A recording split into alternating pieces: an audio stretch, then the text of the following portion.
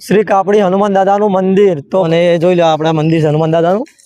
તો જો આ બધું આ ટાઈપનું મંદિર છે ને જો ખૂબ સરસ એવું મંદિર છે। તો અહીંયાથી પાંડવો રહેલા છે અને ઓકો ભોયરું છે અહીંયાથી સીધું પાટણ નીકળે એવું।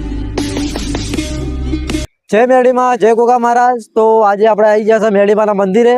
તો જો ભાઈ આ છે આપણું મેડીમાનું મંદિર અને આજે આપણે જવાના છે હનુમાન દાદાનું મંદિર જે ઉંબરી ગામમાં આવેલું છે, જે કાપડી વલ્લોમાં આવેલું છે। તો આપણે મેડીમાનું મંદિર તો આપણે અહીંયા આવેલું છે જે આપણે ગામની નજીક જ। તો આપણે મેડીમાના મંદિરથી 1 કિલોમીટરના અંતરે હનુમાન દાદાનું મંદિર આવેલું છે। તો આપણે જવાના છે હનુમાન દાદાના મંદિરે અને જો ભાઈ આ છે આપણે મેડીમાનું મંદિર। તો આપણે નીકળી સીધા હનુમાન દાદાના મંદિરે। તો આપણે મેડીમાના મંદિરથી નીકળી ગયા છે અને આપણે હાઈવે પર આવી ગયા છે અને હાઈવે પર જો આપણે મેડીમાનું બોર્ડ મારેલું જે આપણે વિનુભાના મેડીમાં ઉમરી તો એ બોર્ડ મારેલું છે અને આ છે હાઈવે આપણે બુકલી વાળો જે બુકલી હાઈવે જાય અને હનુમાન દાદાનું મંદિર આપણે અહીંયાથી 1 કિલોમીટરના અંદાજે 1 કિલોમીટર દૂર છે। તો આપણે સીધા જઈએ હનુમાન દાદાના મંદિરે। આપણે હનુમાન દાદાના મંદિરે પહોંચી ગયા છે અને રોડ ઉપર આપણે હનુમાન દાદાનું બોર્ડ મારેલું છે। જો ભાઈ મંદિરે જવાનો જે રસ્તો છે ત્યાં બોર્ડ મારેલું છે। તો ભાઈ બે ધજાઓ રહી અને બોર્ડ જેવો રસ્તો બતાવે છે। અહીંયાથી જો સામે 100 મીટરના અંતરે ભાઈ હનુમાન દાદાનું મંદિર છે, સામે ગેટ છે હનુમાન દાદાનું મંદિર છે શ્રી કાપડી હનુમાન દાદાનું મંદિર। તો ભાઈ જો હનુમાન દાદાના મંદિરે પહોંચી ગયા છે। તો આપણે આ છે હનુમાન દાદાના મંદિરનો ગેટ। તો ચલો આપણે જઈએ પહેલાં અંદર, પહેલાં નમી લઈએ નેચા જય હનુમાન દાદા। તો જો ભાઈ આ રહ્યું ભાઈ હનુમાન દાદાનું મંદિર અને આ ટાઈપનો બગીચો અને આ ટાઈપનો રસ્તો ને એવું બધું છે। અને પાલટી નરેશ અમારી હોય તો જૂની યાદો છે। અમે બાજુમાં એક સ્કૂલ છે, અમે સ્કૂલમાં પણ અમે બહુ ભણેલા, અમારી જૂની યાદો રહેલી છે। તો નાનપણમાં બહુ ભણ્યા હોય તો અને જોઈ લો આપણા મંદિર છે હનુમાન દાદાનું। તો જુઓ આ બધું આ ટાઈપનું મંદિર છે ને જો ખૂબ સરસ એવું મંદિર છે। અને અમારે શનિવારના અહીંયા બહુ પબ્લિક આવે નરે શું કહેવું, શનિવાર જ્યારે એમાં શનિવારે હોય ને તો શનિવારની બહુ પબ્લિક હોય, દર્શન કરવા આવતી હોય। પેલા બૂટ કાઢી દો, ભૂલી જો યાર હનુમાન દાદા સોરી માફ કરજો। તો પેલા બૂટ કાઢી દઈએ અને દર્શન કરી લઈએ હનુમાન દાદાના। તો જો આ ટાઈપનું બધું છે। તો જોઈ લો જય હનુમાન દાદા। ચલો ગેટ ખોલ દઈએ, બોલ દો પાલટી ખેતો લાવીને ખેતો જ્યાં ખેતો એટલે હનુમાન દાદા કોઈ શક્તિ આપશે થોડી ખેતો લાવીને નહીં ખોલ અંદર અંદર લોક છે એમ। અલ્યા હનુમાન દાદા તમે એ કહેતા નહીં, માફ કરજો અમે એ થોડું ધ્યાન નહીં આપતા। તો પેલા દર્શન કરી લઈએ જય હનુમાન દાદા। હનુમાન દાદા સહાયતા કરજો અને આગળ વધારજો અને સપોર્ટ કરતા રહેજો, તમે તમારા દાદા છો। તો હનુમાન દાદાનું મંદિર આ રહ્યું જય હનુમાન દાદા, સહાયતા કરજો અને આગળ વધારજો। જો આ છે આપણા હનુમાન દાદાનું મંદિર।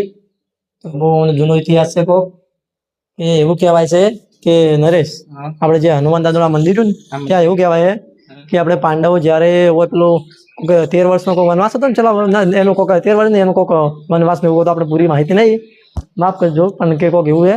તો અહીંયાથી પાંડવો રહેલા છે અને કોઈ ભોયરું છે અહીંયાથી સીધું પાટણ નીકળે એવું કહેવત છે। આપણે તો કોઈ નાનાથી આપણને ખબર નહીં પણ બધા વડવાઓ કહેતા હોય કે અહીંયા એક ભોયરું હતું પહેલાં ત્યાં મંદિર હનુમાન દાદા છે ને ત્યાં અંદર તો એક ભોયરું કોક છે કે અંદર એટલે બહુ જૂનું, અત્યારે તો શું બંધ છે ખબર નહીં, અમે જોયું નહીં પણ આવી કહેવત છે કોઈ માન્યતાઓ છે ગામના બધા લોકો વડીલો કહેતા હોય।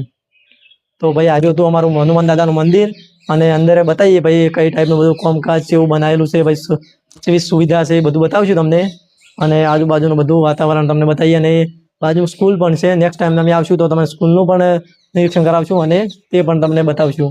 અને આપણે આ બાજુ ગામ તરફથી જો ભાઈ બેસવા માટેની સારી એવી સુવિધા કરેલી જુઓ, આ બધી સાઈડના બોકડા મૂકેલા બેસવા માટે હનુમાન દાદા મંદિરે જો બધા બોકડા મૂકેલા છે અને પાણીની પણ એવી સારી સુવિધા છે। જો પાણી પણ ચકલીઓ બે ચકલીઓ અને પાણીની ટાંકી મોટી બનાવેલી છે, પાણી એકદમ ચોખ્ખું આવે છે ને। હા તો આપણા ગામના બધા માણસોનો બહુ સપોર્ટ છે અને પાણીની સુવિધા પણ સારી છે, બધી બેસવા માટેની પણ સારી સુવિધા છે। તો જો આ બાજુ પણ બોકડા છે, તો મિનિમમ 30-40 બોકડા મૂકેલા છે અને સામે મોટો શેડ બનાવેલો છે અને આ બાજુ પણ બીજો શેડ બનાવેલો છે।